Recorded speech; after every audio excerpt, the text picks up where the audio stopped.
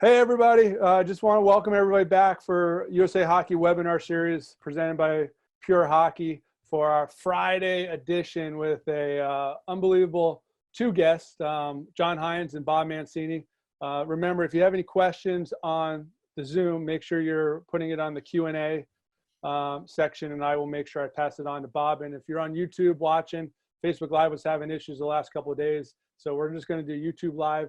I can monitor that and ask questions for Bob and Coach Hynes. So show's all yours. Thanks again. And I'm really excited for this one.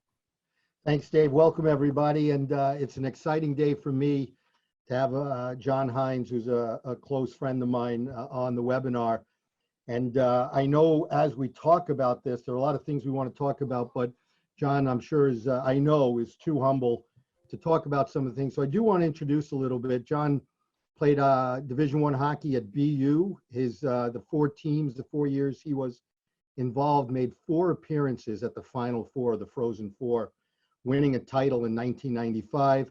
He's been an assistant at our national team development program, been assistant at NCAA Division I, head coach for our national team development program, assistant in the American League, a head coach in the American League, and of course now a head coach in the National Hockey League. And what's really amazing is just the amount of success. Won an assistant coach with Team USA at the World Junior Championships, won a gold, won 2 goals as the head coach of our under-18 team when he was at the NTDP. And then when he moves to pro hockey, he wins the Coach of the Year in the American League. And I want to frame this. Well, let me just say hi, John. Welcome. Thanks for coming on. Thanks, Bob. I appreciate it. It's great to be here. Great to be able to reconnect with you. And, obviously I think we're all kind of doing the same things.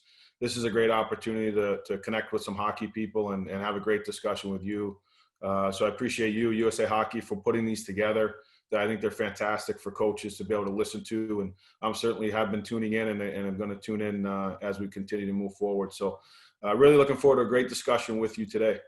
Great. I'm going to start with the quote from David Poyle, who's the GM president of hockey ops for the Nashville Predators. And I really, knowing you for as long as we've known each other, I thought this really summed up, Hynesy, who you are. It says, John Hynes is a bright young coach and a great leader who has a track record of both effectively developing young players and successfully motivating veterans. We love his coaching resume and are confident that he learned from every stop during his career. He has a best skill set to get maximum potential out of his team. And I thought we'd start there, John. You've been to a lot of different places. Why don't you start with where you were when you got that first assistant's job with the National Team Development Program, and what was that like, and how was that really first real stop on your coaching career? How did that, start you down this path?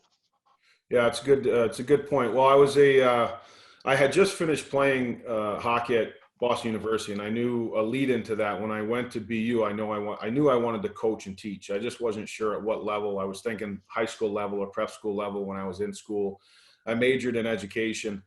And right after my senior year, there was a graduate assistant position that was open at Boston University, and it was Jack Parker and Mike Boyle. And Mike Boyle at the time was kind of the head supervisor of strength and conditioning at the National Development Team program. So what happened was they had an opportunity where they had graduate assistant coaches. So I was at BU for 1 year as a graduate assistant, and then Jeff Jackson and yourself, Bob Mancini, called Mike and asked if they had any young guys that were interested in coaching that would be able to work on the ice and off the ice with the team in basically a graduate assistant role. So I talked with Mike and Coach Parker, and they really recommended that it was a great opportunity. And the opportunity to go work with yourself and Jeff was really exciting to me as a young coach. So I decided to go out and was fortunate enough to get the position at the National Team Development Program. And it was a real unique experience. For me, you had, from a hockey perspective, responsibility-wise, you were working off ice in the weight room with the teams. You were learning from the head coaches and the assistant coaches that were ahead of us. And you're in one building where you have 2 coaching staffs, which is really unique when you think about a lot of coaching setups. There's usually one staff and one group. So as a young person, a young coach, to be able to come in and have access to the resources that you had at the program, the types of coaches that were there. You know, it was every day you were learning in staff meetings, and you had multiple opportunities and people to talk the game with and learn from, and also learn the different styles of the coaches that you were working under. And then from a hockey standpoint, you know, as a young coach, you couldn't get any better situation. You had access to junior hockey, major junior hockey, international hockey, college hockey. So as a young coach, you're in this environment where you're seeing all levels of hockey throughout the world. So it was really the foundation of my coaching experience started with the national team as a graduate assistant. Yeah, it's interesting. I think you bring up a real good point because, you know, when I look back, or when we all look back at that time, there weren't a lot of specialty coaches, right? So you were doing everything, right? You were in the weight room, you were with one team, you were with the other team. It was more than just you're going to be there and you're going to be in this little little portion of coaching, or, oh, we're going to bring in John Hynes and he's going to be in charge of the defense. It wasn't like that at all. No, it wasn't by any means. And you were, like you said, you were doing skill work. You were working with forwards or D. You were working with two different teams. You had to be responsible for video. I mean, I remember taping the games, and sometimes you're on the bench, sometimes you're not on the bench. The video coach or the video person that we paid to show up wasn't there. So the last man on the totem pole was the guy that had to go up in the stands and actually fill the game for video review, which I, you know, had the opportunity to do multiple times. And as you said, it was the depth of your coaching experience was fantastic. And the one thing I'd like to add just about the program, you know, I think the visionary of USA Hockey and Jeff and yourself, that, you know, there's not many places for young coaches to get into the game. And, you know, the National Team Development Program provided that. It wasn't only a great stepping stone and experience for the players that are involved, but I think for the coaches and staff, it was an exceptional experience. And to date, it still has that legacy, I think, of allowing young coaches to come in, grow in all aspects of the coaching profession. And then from there, being able to have guys come up from a coaching tree. Yeah, no, that's very true. And it's such fond memories for all of us. So then you left. After a couple of years, you left and you went to college hockey. And then what's interesting is you were an assistant in college hockey. I think you were at Lowell the first time. Yeah. And then you came back. Was there anything about college hockey or anything about the difference in the players that changed your outlook that second stint when you came back to the National Team Development Program? Yeah, it's a good question. No, I went with 1 year with Tim Whitehead at UMass Lowell for a year, which was a fantastic experience with him. But my heart was still, like, I still really had a lot of interest in coaching at the national program, and really trying to get, you know, I valued the different experiences that you had. I valued the international experience. Also, when you're at the national program, I think, you know, there's so much more coaching that's involved. It's a longer season. There's more games. There's different experiences that you get, I think, outside of college hockey. And again, like I said, I really valued the camaraderie of the coaches and having multiple coaches, and also access to different coaches from the national program. So that really kind of drew me back in, and I had the opportunity to go back with Mike Eves, who was another mentor of mine that through USA Hockey and through the national program had a big impact and imprint on my career. And I really, and the big thing too is the players at the national program, it was like the age, the high talent level, and the desire, like everything's still available to them, whether it's college hockey, major, junior. The aspirations they have and the hunger they have to be able to be coached and improve was really exciting. And it's just different. Sometimes when you're coaching at college, you have maybe your junior, senior guys that they know, you know, they're going to be moving on to the business world as opposed to professional hockey. It just really intrigued me that at the national program, the level of player and the hunger the players had to develop and try to maximize their potential was really intriguing to me. And I really enjoyed that aspect of the job. What about the international part of it in terms of learning from international coaches? I think sometimes a lot of coaches, and, you know, I think, John, this is going to be so good for young coaches who want to come up and hear about these experiences, because you said to me yesterday on the phone, and it's true, too often as we're coming up the coaching ladder, we get a job, and then we're in that job, and all we know is one head coach or one boss or one situation. And especially we talk so much today about how generalists have so much more to add to situations, and sometimes specialists. And certainly your career looks in that, how or reflects that. How much of the international hockey did you take or learn, or how much of it did it open your eyes, to be competing against the Finns and the Swedes and the Russians and the Czechs and those teams? Yeah, the international the international part of the game was really intriguing, and I used to love going over to the U18 World Championships or the World Junior Championships or the 4 or 5 nations events. Just you kind of had your own games where you could sit up and you're watching how other teams practice or what they emphasize in practice. You're breaking down in the video different systems, different types of special teams. And internationally, you kind of see every country has a little bit different way of going about how they play, style of play, what makes them win. And it was a great benefit there from how they practiced, how they played. And when you're in those environments too, you can see some youth practices and meet people. But one of the things I really tried to do was, over the course of time, when you spend time there, you start to see some repetitive coaches or guys that have been through there. So I was able to make some connections with, some Finnish coaches and Swedish coaches that today, a couple of Russian coaches that you're still involved with. And I remember at one of my last years at the national program, I had one of the Finnish international coaches come over and spend a week and stay at my house and watch our team practice and really learn from him. So those connections, and again, as a young coach, to be exposed to those different things, different people, different cultures, was of tremendous value. I think in understanding, and also nowadays how to relate to players that come from those countries, because you've had the experience of either playing against them or going there and seeing what the hockey culture is like.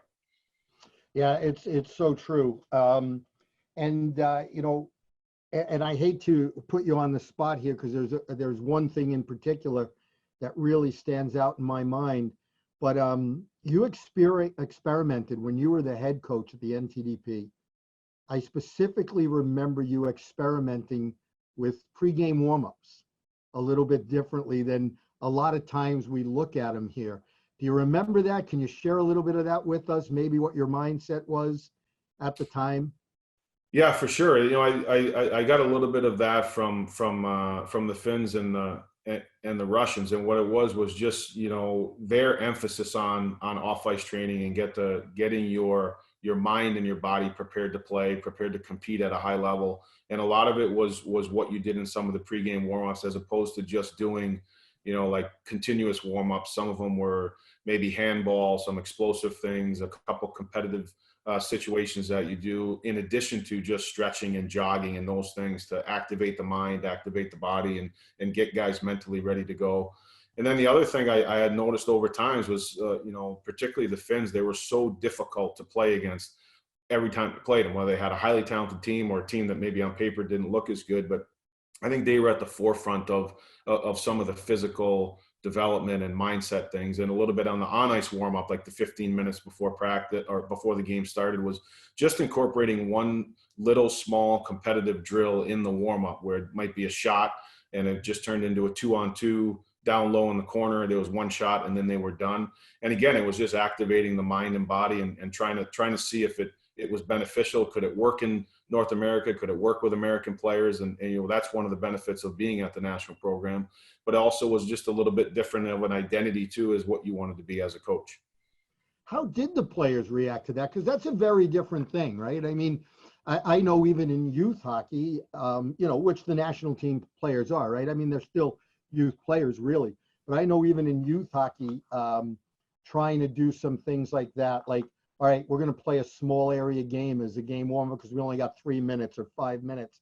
And I wouldn't say pushback, but just, oh my God, that's so different than putting kids in 2 lines, 1 pass, 1-on-1. How did the national team players, and I know you prefaced it earlier by saying just how open they are to training, but that's a pretty bold difference, or a pretty unique perspective on warm-up. How was that received? Well, like, I think like everything that you do in coaching, if you're going to have new ideas or no matter what you do, our job as coaches too, is there's got to be a why to it. There's got to be a good explanation. And I think you have to have your facts in order of why you want to do it. So, like anything, it probably wasn't as popular with every single player, but it was something that I think, some of the better players were good. And then you did it. And, it wasn't a situation where I think when you first do it, they're almost like, well, what, we're going to do a 2-on-2 battle in the warm up. But it was more of just, no, it's just a quick hit. And then once they got it, they understood, they understood what it was and really talked about, with our team. And one of the things we wanted was a growth mindset with those kids was we have access to all this information, all these new things, let's give it a shot, see if it works, see if we like it. And it wound up being, in one of the teams, the team that won the gold medal, the 88th birthday, it became one of the staples of what they did. And eventually they took pride in it. And it was almost kind of their thing. Like it was a little bit almost where the other team's looking down on our end going, what are these guys doing? And it was something that, for that particular group of players, it was great. And I did find some benefit in it for sure. Yeah. It's interesting how when you find that thing as a coach and the players get to it, it does become identity. As in form, and you can really build on that, which is just fantastic. And you mentioned the differences between coaching players to the NTDP and coaching college hockey a little bit, but and you've referenced a little bit of this, but I want to hit it again to see if maybe you could list, if there are 2 or 3 things. How do you think coaching at the national team development program either changed you as a coach or, let's start there. Let's start with, was there anything when you went into that program that you thought, okay, this is who I am, this is what I'm going to deliver, this is what I'm going to do? And then can you point to some specific ways, perhaps having this open mind that you have and these connections that you cultivated really changed who you were beginning to become as a hockey coach? Yeah, I would say that the national team really set the foundation for my coaching, and I was young when I went in there. I was basically one year out of college, so I didn't necessarily have a lot of philosophies when I got there, other than having been around Jack Parker and Mike Boyle and Pertti Hassan and all these coaches at Boston University that were fantastic, and my high school coach. But you kind of came in with, there's a certain way that you want your team to present itself. You want to be a team that is going to have strong work ethic and demand effort and intensity and work ethic and those things, kind of the basics that you get. And I had tremendous experiences, but that's all I knew as a player. I think what the national team development program really did was molded myself into, I think a holistic coach that you understand the benefit of off-ice training and nutrition. You understand there's a benefit and a part of video coaching. There's also the other part of your game tactics are important.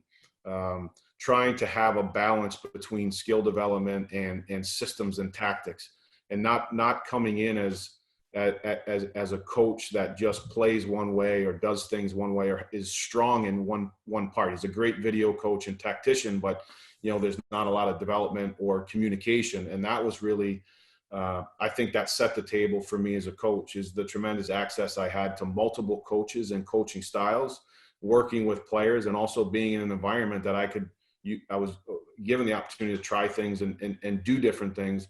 But I'd say the biggest component was really being a holistic coach and trying to make sure that you understand the whole component of coaching, and that it's not just things that either you just really like. To be a coach, it has to be all those components: training, nutrition, leadership, be able to communicate and run efficient meetings, the importance of tactics and skill, all those components you have to have. I think as a coach to continue to grow, those are all important things of developing your team and also developing your players. So you're at the NTDP. You've won at least 1 gold by now, and on your way to a second, or maybe have won 2. And things start happening in terms of, should you go back to college hockey? I know you had at least 1 opportunity to be an assistant in college hockey. Is that where you wanted to go? Maybe it wasn't. Do you stay at the national team program? Do you start looking at maybe other opportunities? How did that, what was going through your mind there as you weighed the obvious importance of having these different experiences, or having the international hockey world almost at your feet here with the national team program. And now you had to start wondering, okay, what's next, right? Or what's the path? How did that all start playing out in your mind as a young coach in terms of where you saw yourself going? Did you know where you wanted to go? Yeah, it's a great question, and I didn't know where I wanted to go. One of the things I really tried to do and have the mindset was I really enjoyed the national team development experience, and I had a dip in college hockey with Tim Whitehead, which was an excellent experience. But I didn't love the experience as much as I liked working at the U.S. program. And then I had an opportunity to go to Wisconsin with Mike Eves, who was, as I said before, a tremendous mentor. I learned a ton from him, gave me a tremendous opportunity to go to Wisconsin with him. And I was there for basically a year and a half. And then I went back to the national program. And at that point in time, when I came back to the national program as a head coach, I loved the job, and I was just trying to do the best job that I could do in the job that I was in. And I wasn't sure whether it was going to be college or pro or what have you. I really tried to focus and develop as a coach. I had been there now 5 years. I had just had now 2 young daughters. I was married. So now I was getting a little bit more mature, and now I was starting to think, okay, do I want to, is it going to be a national program for a long time? Have I kind of experienced as much as I can, at this point, and what direction is it going to go, college or pro? And at that time, I just felt like I would either like to stay as a head coach at the national program. And if I was going to leave, I was looking to either try to go to the American League as the head coach, and it wound up being that a great opportunity came up that I went to Wilkes-Barre Scranton with the Pittsburgh organization, and decided at that point, after 6 years as a head coach, and I believe 8 or 9 total at the U.S. program, it was an opportunity that just felt right to be able to experience something new and try something new. So you go to Wilkes-Barre Scranton. You leave national team development program. You're no longer with amateurs. Now you're dealing with pros and aspiring pros. And I want to frame a little bit about this part of the conversation about that, because I think we're going to get into pro hockey and talk about those differences there. I already got a couple of questions from people who are listening in. But you were an assistant in the American League first, just for 1 year, I think. Is that right? Correct. Yeah, 1 year. Yeah. 1 year. And then a head coach. So let's talk a little bit about the players. How different were the players now that you were dealing with? Were they different? Yeah, it was a different experience. And then one thing before I get into players, I just think it is something I think in coaching careers. I think one of the defining moments of having the opportunity to be able to coach in the NHL was when I was at the U.S. program. I had a 3-year contract.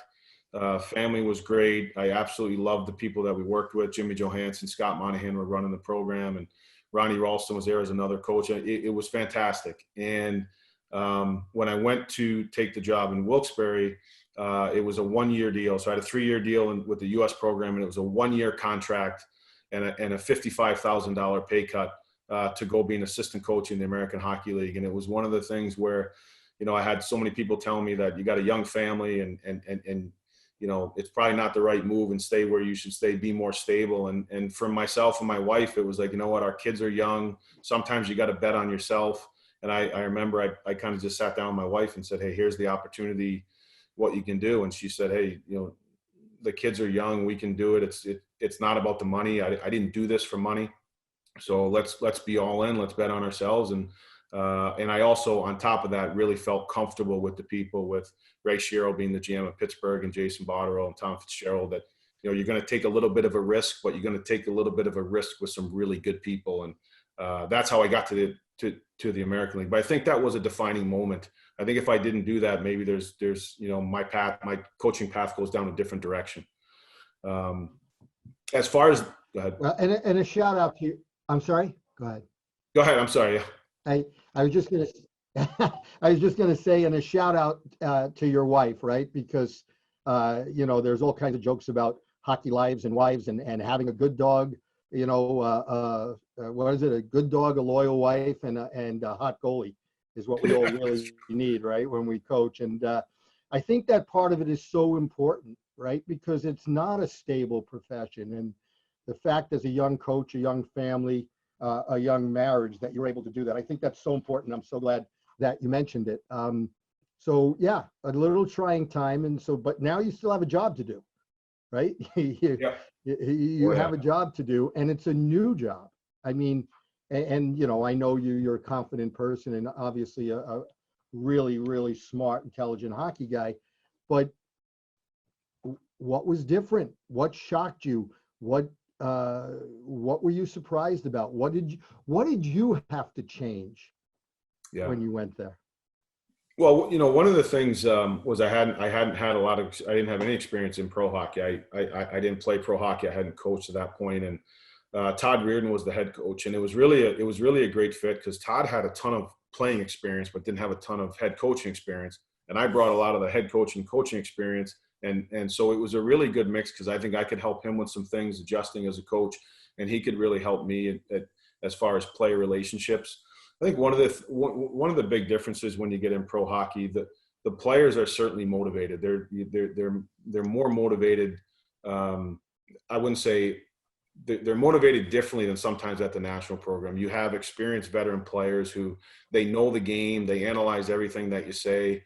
You need to make sure that what you're saying and what you're doing is really well thought out. It's not on a whim. It's presented the right way. It's backed up with facts, and you can really deliver it in a way that makes sense to them. And then you have, you know, some younger guys on your team. They're particularly in the American League, they're trying to find their way. Some of them are just coming out of college or a junior, and it was very similar. There's some very similar situations to the national program when these kids are living on their own for the first time and don't have any resources. So you know, that was a real benefit and a real strength. But you know, coaching pro hockey, it's challenging in the sense that, you know, when if you're going to introduce new things and you're going to try new things, that there really needs to be, you know, a well thought out process, a real strong delivery, and a lot of it there too is the higher you get or the more experienced the players you deal with, you know, it's communicating with them, and it's really having a strong plan, and you have to be able to deliver that in conviction and with a way that's going to get them to buy in. Sometimes with 16, 17, 18-year-olds, it's a little bit easier, you know, where you can get those guys to be able to do what you want. Where at this level, it's about, in the American League, it's relationships, it's knowledge of the game, it's how hard you work, it's communicating with the players, and it's really staying on the cutting edge of what you're doing. Because if not, you're dealing with guys that are the best in their profession, and they expect that from the coach. Yeah, players know. Right? As you coach longer and longer, right, you realize players know. And it's interesting because even at the youth level, I always joke with parents, and we do, you know, obviously we do youth hockey, and you want to know who the best players on the team are, ask the players. There's no bias. The players will always know, right? And as you get older, as the players go into pro hockey, they know because it is their livelihood. So John, it's interesting, as we've talked about this and now moving into the American League and National League players, I have a number of questions. My phone's blowing up a little bit here. And I do want to get to them because I think it's right about in our discussion where these become relevant. This one is, have you seen significant changes in the past 20 years in the terms of the coachability of players due to generational differences? So, you know, everybody talks about the different generations. I don't even know what we are, Generation Z we're in now, or Y or X or whatever. But, you know, have you seen a difference, and what are those differences, and how have you had to adjust?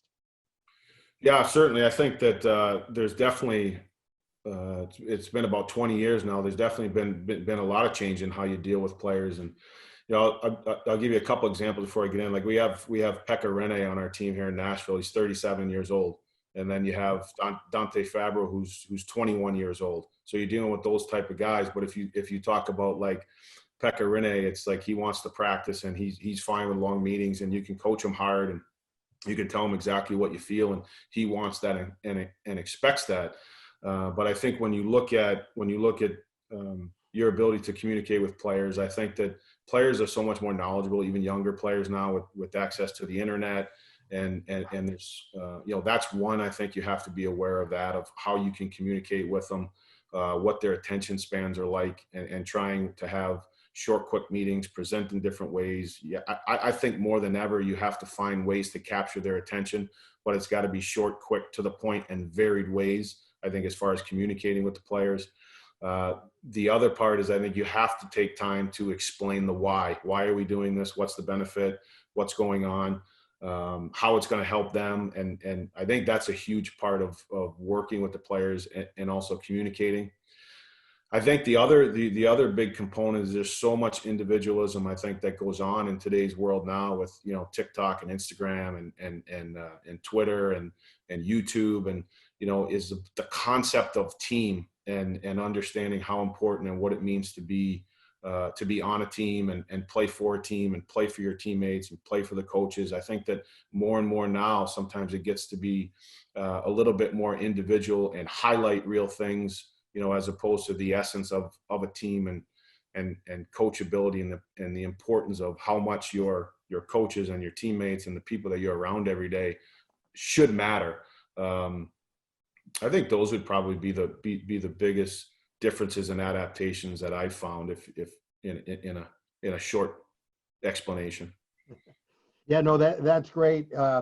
This person had a little bit of follow-up and said, do you have any recommendations to youth coaches about how to adjust their coaching style to stay relevant? And before I'll let you think about that just for 30 seconds and also share with you a conversation I had yesterday with a mutual friend of ours, Jimmy Hunt. And Jim listened to a webinar we did on Wednesday with Marcus Åkerblom of the Swedish Ice Hockey Federation. And he said something very interesting about today's player.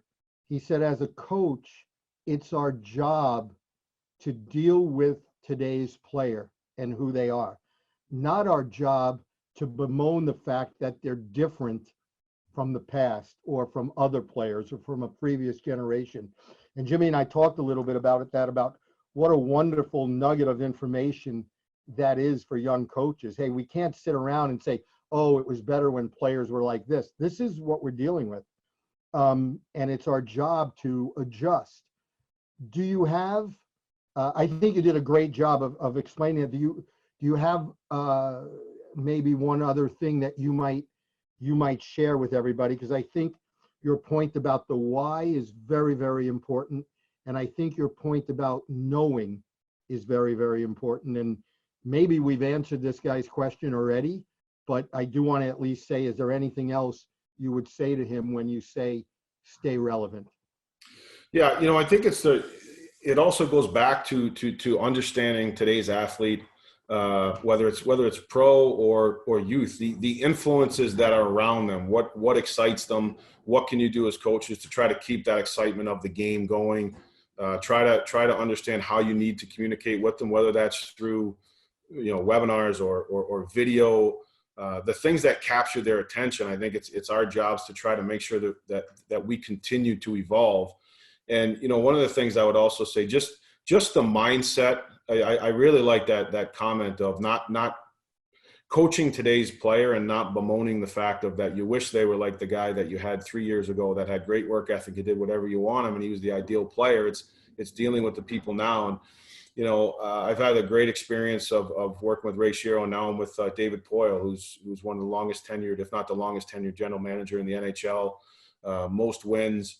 And, he's a guy that always says to me, he says, I'm the oldest guy in the room, but I'm curious. I want to know about this. I want to know about analytics. I want to know about sports performance. And here's a guy that, it's not saying, hey, this is what we did when we won the President's Trophy, John. It's, I want you to bring new ideas. I want us to be constantly on the cutting edge of what we want to do. And, I think that's what it takes, whether it's the youth level or the National Hockey League, to be able to continue to help players grow and have good teams and be a relevant coach. Roger Grillo texted me because he met with you a couple of years ago, and you made a comment to him that you said, you were at the Devils at the time, and you said, if we are going to practice, then we are going to practice.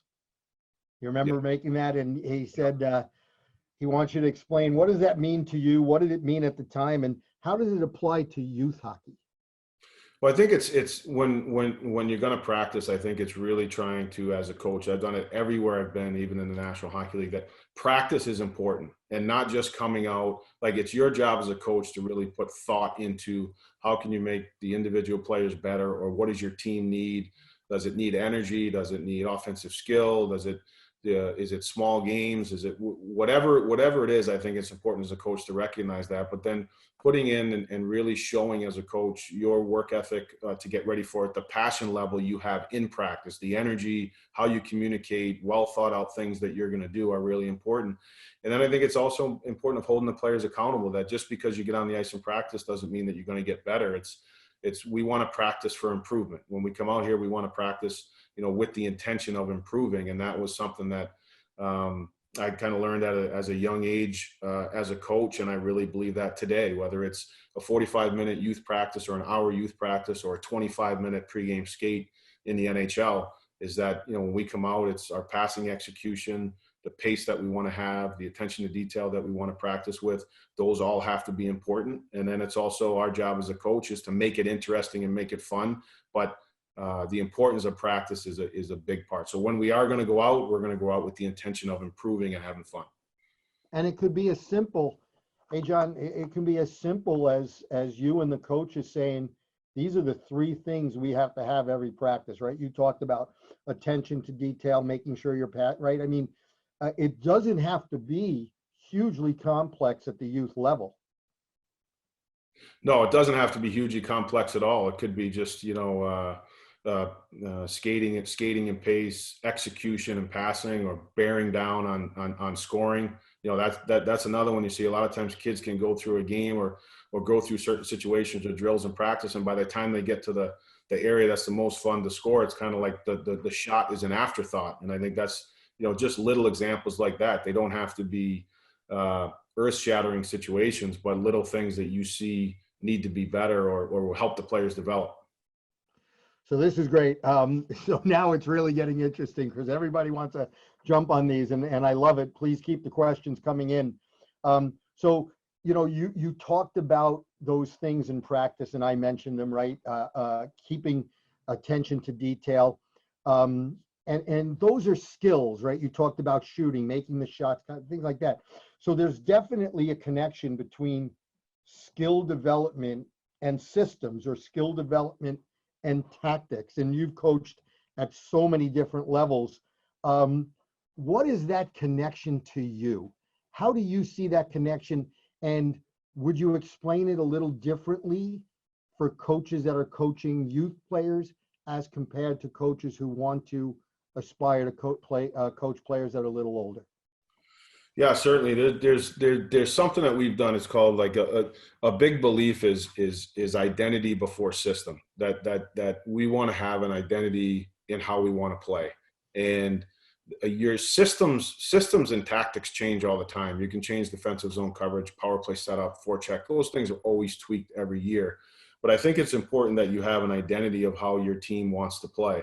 And if it's one where you want to have, a high execution rate, I think the way that you pass the puck, the situations you put players in practice, whether it's just passing drills or pressure situations, if that's a component of your team and the identity that you want to have your team with is, let's say we want to be great puck moving, play with speed, and be an attacking team.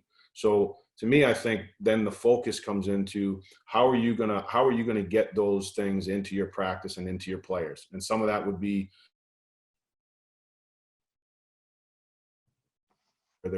where there's limited time and space, or there's pressure situations in practice. Those things are really important. You guys got me on that or no? You cut out a little bit on my video. You saw that too. Do you want to maybe repeat that, John, if you don't mind? Yeah. Okay. So a lot of things is when you identify what the identity of your team wants to be, then you want to be able to put those things into practice or game situations where your team goes. And I think it's important that, when you have skill, like for me, it's goal scoring in practice is something that's always been a huge emphasis of intensity level at the net, in shooting, staying around the net, where you're trying to put players in situations where they're scoring, they have good scoring habits. They understand how important it is to emphasize and shoot well, but also get to the net and be at the net. the other big one is I just think execution in the game as you're passing and receiving and finding different ways, whether it's long passes. Sometimes there's times in the game where you do have time and space and your execution has to be good. There's other times you're going to be under pressure and there's not a lot of time and space.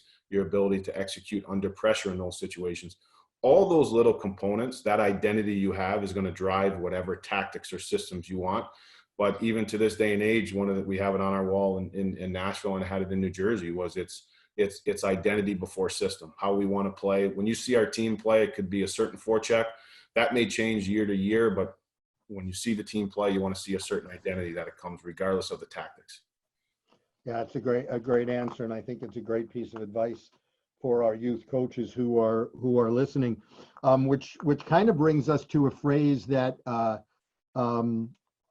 I know you have used, and we talk about, and when you're at the pro level, you certainly do have to do this, but it's practice for maintenance as compared to practice for development.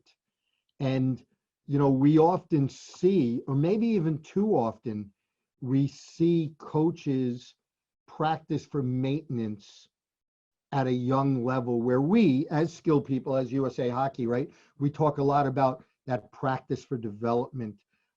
What is practice for maintenance? Why is it important where you're at?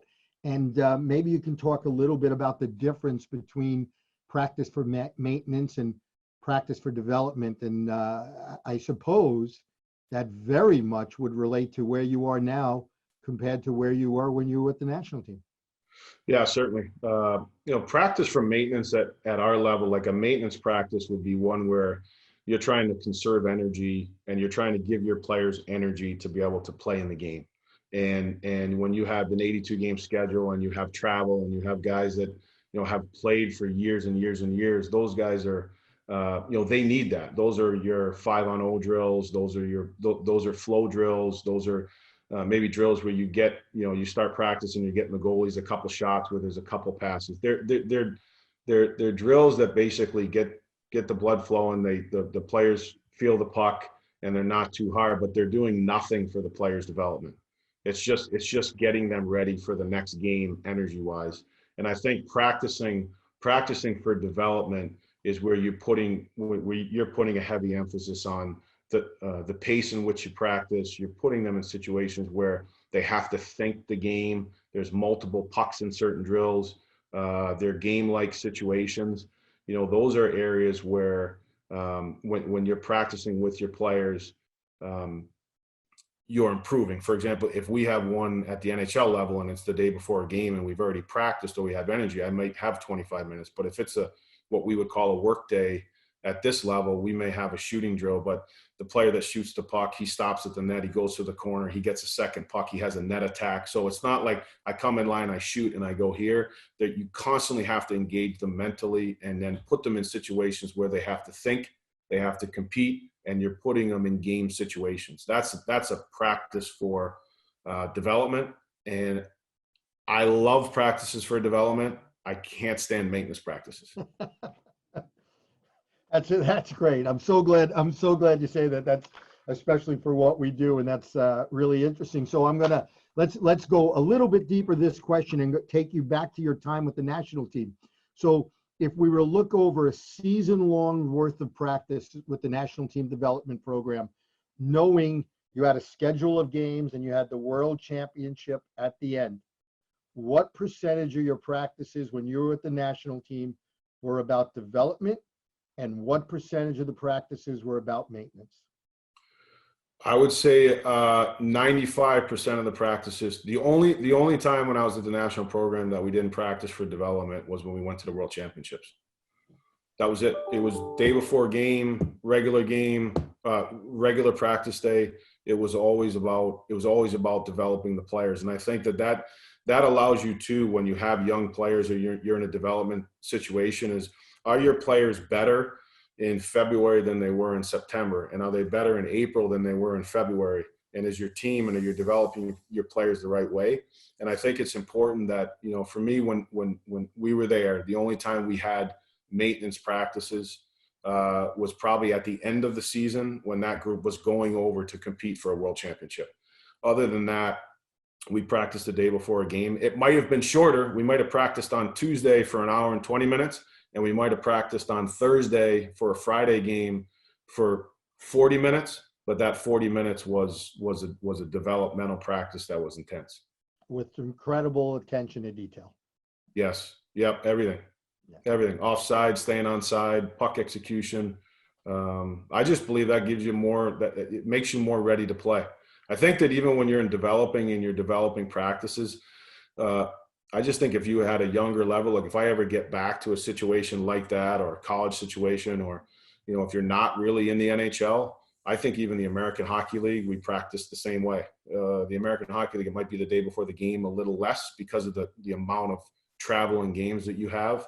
But I think if you're in a developmental situation, even if it's the day before a game, you can shorten the time of the practice, but don't shorten the intensity. Don't lower the intensity level. Yeah, that's great. And so I had a big smile on my face. One, because it's such a fantastic message, but two, because you Terriers all stick together so much, and Roushie's all over me. That I gave one of my other colleagues credit, but not him, about his question. So I'm sure I'm going to get a. And I don't mean to. It's a personal rule that I usually don't like to be in a room with two Terriers at the same time. But what about the players? If you were to talk to coaches, maybe parents, maybe players, what single attribute or attributes do the best players have? I say they're self-starters. They're self-starters. They love the game. They love everything about the game. As far as whether it's how they train off the ice, how they practice. They're coachable.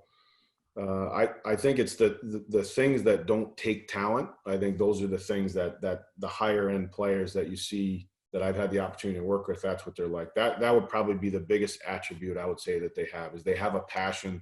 They have a passion for the game, and they have a passion to compete. And then because of that drives everything else that they do. So, which directly relates to when you talked earlier about motivation, right? About the pro players being motivated. I mean, there's a reason why you can have that self-motivation. If you have that kind of passion, you love the game. And I think we probably would be remiss a little bit not to maybe look at this a little bit deeper, and let's talk about fun for a second, because I've had this conversation with many NHL coaches, and tell me about fun and engagement at the National Hockey League level, and you and your players. And I know there's confrontation, and I know there's differences of opinion, but what about fun? Does fun have any place at hockey in your level? Yeah, it does. I think it has. I mean, fun has a place at every level. And even though you're in the National Hockey League and there's a lot of pressure and coaches, players, performance, whatever it may be, it's you want to have an environment that people want to be able to come to the rink. You want to have an environment that guys feel comfortable. And you think about, I think one of the things at the pro level is sometimes guys have families, they have outside pressures. Like the rink is somewhere you want them to come. They can come in, have breakfast, they talk, there's some camaraderie. I think you want to be able to have an environment, how you run your meetings, how you run your practices, that guys really enjoy it. And that it's a place that they kind of come. Like it's a little bit of like a boys club where you can come in and that's your group. And that's one component of it. I think the other part of fun too is you have to find different ways to be able to break up the monotony of the season, whether it's, sometimes we might go on a road trip and have a team bowling session on the road and have team camaraderie. When I was with New Jersey, we went to West Point, we went to the Naval Academy like for 3 or 4 days. We organized some poker tournaments. We had opportunities where we had competitions and games. I think it's really important that you're trying to find ways to be able to make it fun and create relationships outside of the game. And here we just, like in Nashville, we just had a Zoom call. We had all players, all their families, all their wives, and all our staff all on one Zoom call and just checked in, see how everyone's doing, and making sure that it was fun. People were out grilling, some people were having a drink, some people were relaxing, and that's all part of this whole thing. It's hockey, and I think you can get the most out of people and have a better environment when you can sprinkle some some fun, some different activities, get to know people, and try to create a real positive environment. And then when it does come to business, and it does come to certain things, there's some relationships there. But I also think people know that, you as the coach or the gentleman, you have a family and you have kids, and you're not some guy that's just behind the desk and shows up on the ice and shows up behind the bench. There's more to life than that. And we try to make sure we have that in our organization. That's fantastic. I got a couple of other questions, and it's 4:20. We got 10 minutes, and I want to get to them. There's a video of you coaching the New Jersey Devils, working on a 1-3-1 power play, and you're using small area games to do it. Tell us a little bit about the benefits of small area games, your philosophy on using them, and why you think they're important. Let's just talk about it at the NHL level. Yeah. Huge believer in small games, huge believer in one puck drills and game situations. So coming up, I've always used them, and now that I'm in the NHL, it's something where they're great for development. They're great for thinking the game. They're great for incorporating skills and things that you want. And one of the things in pro hockey is it does get monotonous. So we actually start a lot of our practices with a small game. A lot of times have the goalies go out early, so they're ready and they're warmed up.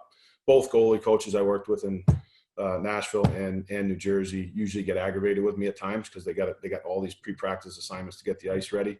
But I find it's one where it really engages the players. Guys like it, guys exciting. It brings energy and life to your practice. And then and the other thing in pro hockey is you get so many times it's the game. We play the game and then you don't get as many puck touches. Or for example, one of the best ways to score goals is to be able to one-time the puck. But how many drills can you really one-time the puck in a game situation? So for us, we'll put our guys in a power play situation, a 2-on-2 +1, and we'll have a rule in a competition where, if you score a regular goal, it's 1 point. If you score a one-timer goal, meaning a one-time shot, a tip, a rebound, anything like that, it's worth 2 points. So what you try to do is incorporate some of the skills that you want in your team in these game situations without having to do drills. It's more engaging. It's better paced. There's competition and guys like it and they can think the game. And it's the same thing on the power play. Sometimes you can practice your power play. It's 5-on-4 or 5-on-0. But if you put them in a small area, a condensed environment where they have to make quick decisions, quick puck movement, and maybe instill some rules. You can only score on a one-timer. It's got to go through the bumper, or we got to see one goal line play before you can score. Now you're engaging the mind and the skill at the same time in a tight area situation. And sometimes that just gives your players better feel, quicker decisions, and more touches, and switches things up for them. So I'm going to make these maybe a little shorter because we're running out of time. Here's one. I asked you percentage of practices at the development level, maintenance versus development. How has that changed? What is the percentage of development versus maintenance practice at the National Hockey League level? Well, it's tough to put a percentage on it in this sense, is because of the game schedule.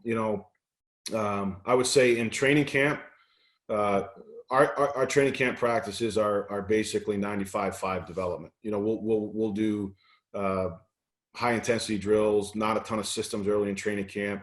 We'll get the players thinking, playing, skating, playing to the identity we want to play with. And then later in training camp, closer to the season, we'll get our systems a little bit more in place.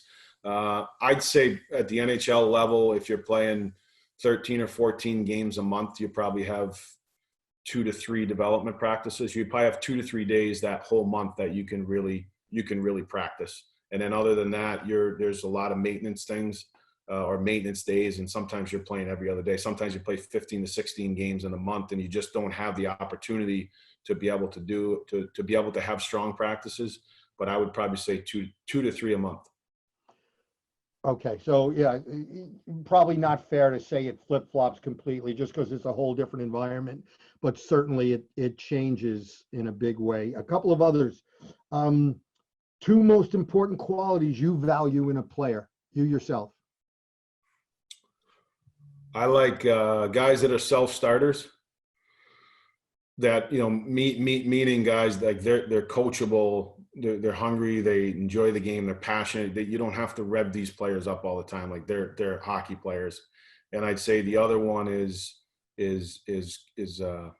smart hockey IQ players. What do you think holds players back from going from the American League to the National Hockey League? That's a good question. I think there's probably two situations. Not every player is talented enough to play in the NHL, so that could be one there.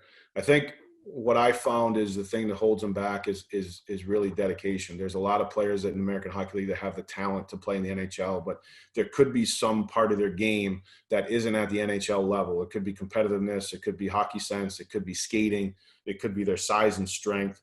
And it's a lot of times it's areas that are controllable, but there's just maybe sometimes not enough dedication or effort or intensity level to improve that, to be able to get them to be an everyday consistent NHL player. And players do run out of time. It's a young league now, right? It's a young man's game. We see that a lot where players might run out of time. Okay, what about something that you think holds coaches back from advancing their careers at any level, junior to NCAA, NCAA, the American League to the National Hockey League? And I don't know if you want to answer this, maybe you don't, but do you see anything? Maybe we should flip-flop the question. Is there a piece of advice you would give coaches instead of something that's holding them back? Yeah, I think I think the ability to take feedback and sometimes take constructive feedback is really important. That, sometimes you could be a highly successful coach that wins a lot and produces players or whatnot, but sometimes it's a situation where, is there a reason why you're not? Is it the way that you deal with people? Is it that you need to go? You need to leave where you are to experience something different to help you get to another level. Sometimes it's hard. I just think it's hard sometimes for people that like people have families, and it's a tough business, and you can have success in an area that you are. And I think just thinking that just because I'm a successful coach, record-wise or player-wise, I can continue to advance. There's other things. It's how you deal with people. It's the connection and network you have. It's the different experiences at different levels or different teams that you have.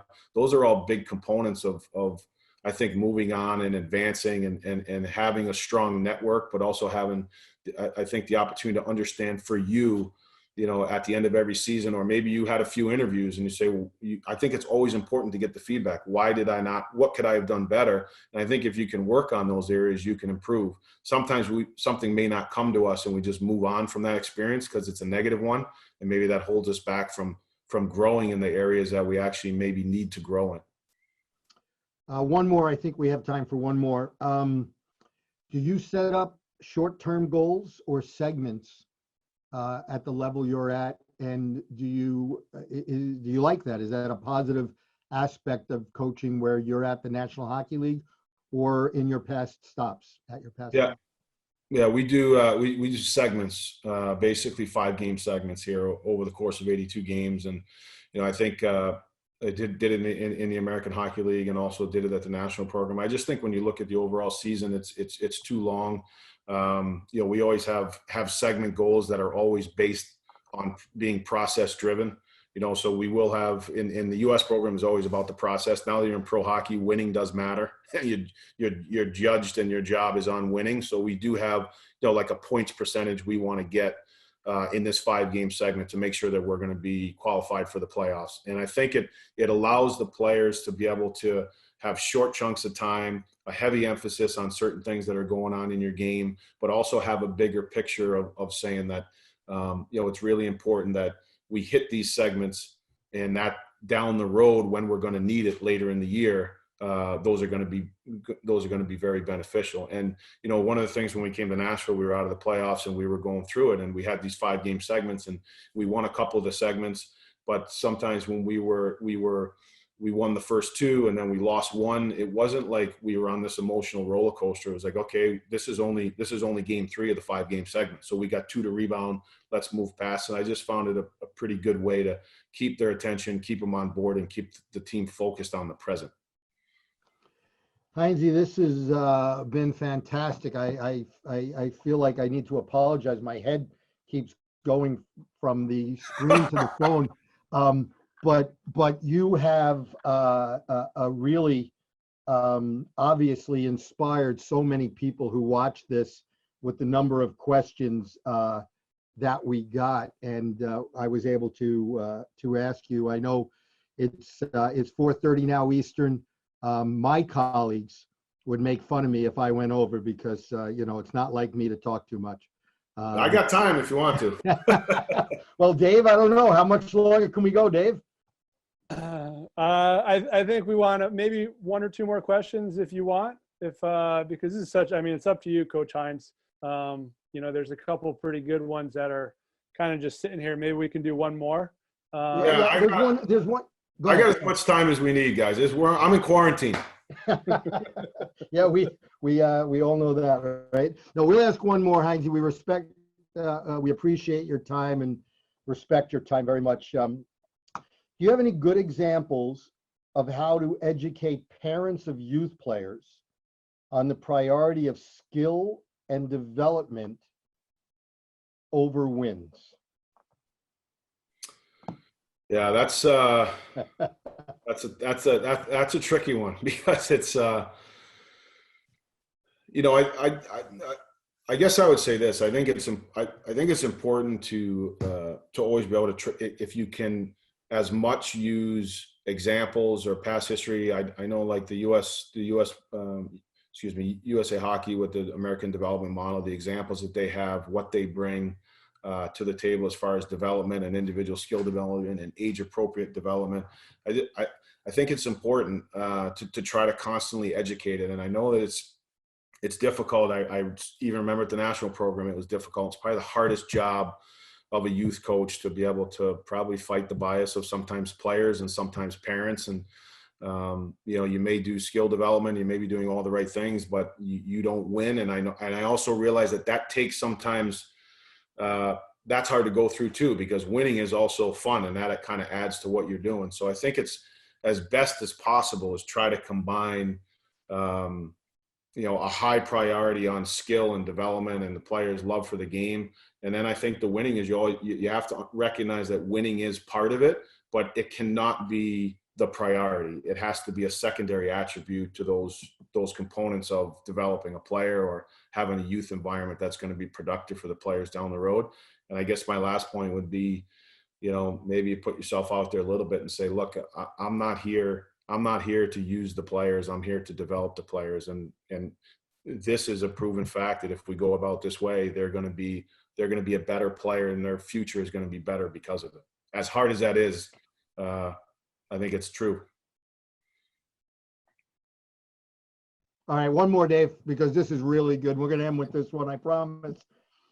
How do you balance the length of the leash you give to a player versus the player's accountability or accountability of that player?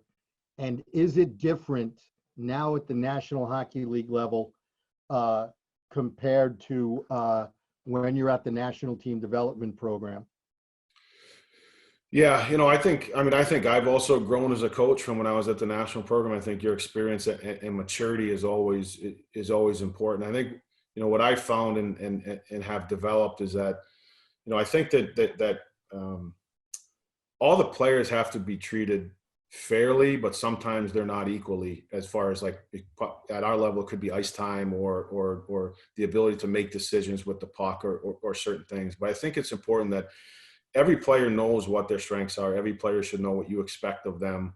Everyone should know the areas that you are trying to help them get better in. And I think when you see players making repetitive mistakes, I think it's your job as a coach to be able to communicate it. I think it's always almost like a 2-strike thing. I think it's important to communicate with the players that, this behavior, this decision, this effort level, whatever it is, good or bad, needs to change, and I'm going to give you an opportunity to change it, but I want you to clearly know what it is.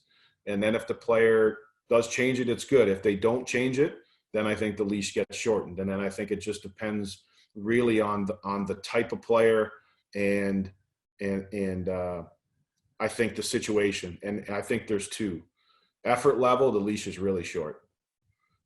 Decisions and the ability to play offense and the ability that some high-end players feel that they need, some leeway that they need, I think is really important to give it to them. But I think when it comes down to, playing for the team, their intensity level, their practice habits, all those things that are controllable, there's usually a shorter leash than it is for the ability to go out and play the game. I'm so glad we took one more. That's gold. Hynes, I appreciate it. It was a lot of fun, just like we had hoped and thought it would be. And we all, you're very important to all of us at USA Hockey, both as a person and obviously as a professional. And we wish you tremendous success in Nashville. And it's great seeing you, great talking to you. Thank you for coming on. Well, I appreciate it. Thank you guys for doing this. And like I said, I think this is great for coaches, for all of us. I'm going to tune in to Blash and Nate, see if I can get some stuff from those guys coming through. And it was great to connect and talk hockey with you too, Bob. I miss it. So, but I certainly appreciate everything that USA Hockey is doing for the coaches, the youth programs, the American development model. It's fantastic. I think you can see the growth of our games going the right way, and anything I can ever do or any time to give back is something that I take a lot of pride in. USA Hockey's been the foundation and springboard of my career, and there's so many great people involved that do anything to help out. So thanks for having me on.